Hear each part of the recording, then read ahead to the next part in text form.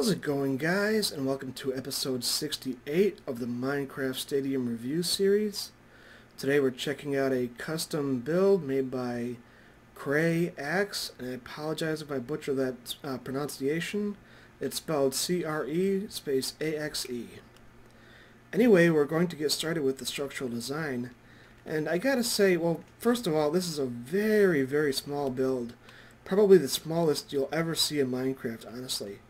But that said, it's quite nice. Really, quite nice. The structural design is very solid. A lot of glass around. I like that he used the iron bars there as well. A little bit of variety. It's also well lit. Very, very nice working here. The design is really nice. I like it a lot, honestly. Despite the fact that it's so small. That said, probably could have used a little bit of color. And I know I normally don't grade on that. But that said, it could have used a little bit of color in here, and just to liven it up go a little bit extra mile because it is so small. Just to go a little bit extra there, you know. But that said, I'm going to give the structural design a 4.5 out of 5. As far as interiors go, well, there aren't any, really. There's no ticket booth anywhere, no fan areas where they can walk around and get concessions at all. No bathrooms, nothing of the sort. You can just walk straight through as I've just done. So there's nothing. Granted, this whole area is interior. It's all roofed off and whatnot, and very nice. I like the moon up there. That's very nice. But there's nothing really going on here. These over here I initially thought were goals, but in fact they are actually the dugouts, as you can see on the sign there. The beds are curious, but I don't know why he put those in there. Could have definitely replaced those with some benches and whatnot to change it up, but that said, it's an interesting idea. And it's also on this side over here as well. But that said, there's just not a lot going on with this interiors.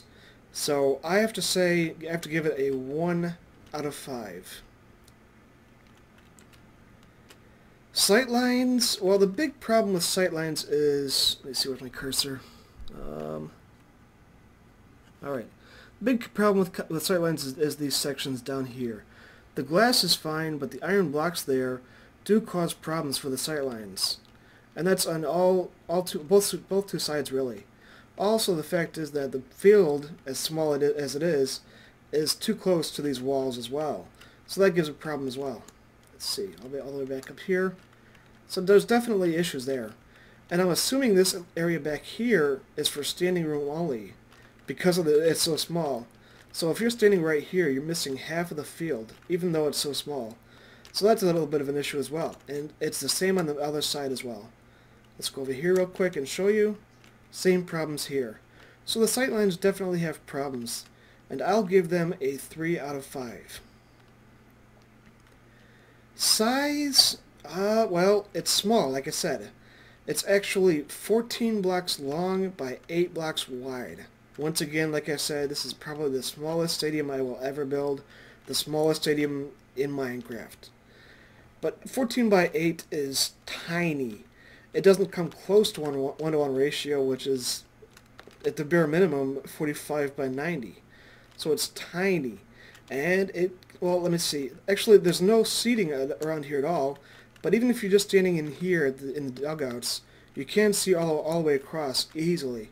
But the size is still just minuscule. It's barely worth mentioning, honestly. So, the size of the stadium gets a 1 out of 5. So that's structural design, interiors, sightlines, and stadium size. Creativity, I think, is really what really led to me doing this review in the first place. It's really, really creative idea. I don't quite like the idea of having dugouts on the ends here, like where they should be with goals and whatnot. But that said, it's an interesting idea. And honestly, these spaces here would be great for goals, in my opinion, but that's a moot point. But the whole thing is very, very creative. I love all the skylight there. Very, very nice. Different little areas for the skylines. The skylines, but very nice. All the different lighting, the windows on the different walls is also outstanding. Once again, I love the use of the iron bars there as an alternative approach. Very, very nice, though. There's no redstone in here because it's so small. But that said, I think this is extremely creative despite that fact. There's no doors around anywhere. It's tiny, just flat out tiny. So even with all those shortcomings, I still think this is just a phenomenally creative build for its size. And with that in mind, I'm going to give the creativity a 4 out of 5. And that might be disputed by some people, but I think it's just such a creative build with like how the lighting is set up there on these little columns over here. Also on this side over here and on the both sides over here. Tons of lighting around. The structural design is awesome despite the size. Just a phenomenal little build. It has a lot of flaws, but 4 out of 5 for the creativity. Overall, as I said, it does have a lot of flaws. The size is tiny. There's problems with the sightlines because of these little sections right here and the pillars there on both sides. Also the iron blocks up there. Also could have used some color throughout. Definitely lacks that. Just mostly iron blocks and glowstone. That's about it, really. The size is small, as I said. The sightlines have problems. The structural design is very, very good, though. I love it a lot. The creativity is also very good, and I think that they really boost the score of this build. Otherwise, it would probably get a 1 or a 2, honestly. But with that in mind, I'm going to say 3 out of 5 for Cray Axe's very small stadium. And that's episode 68, guys. Probably one of the shortest reviews I'm going to do in a while. Thanks so much for watching. I'm out.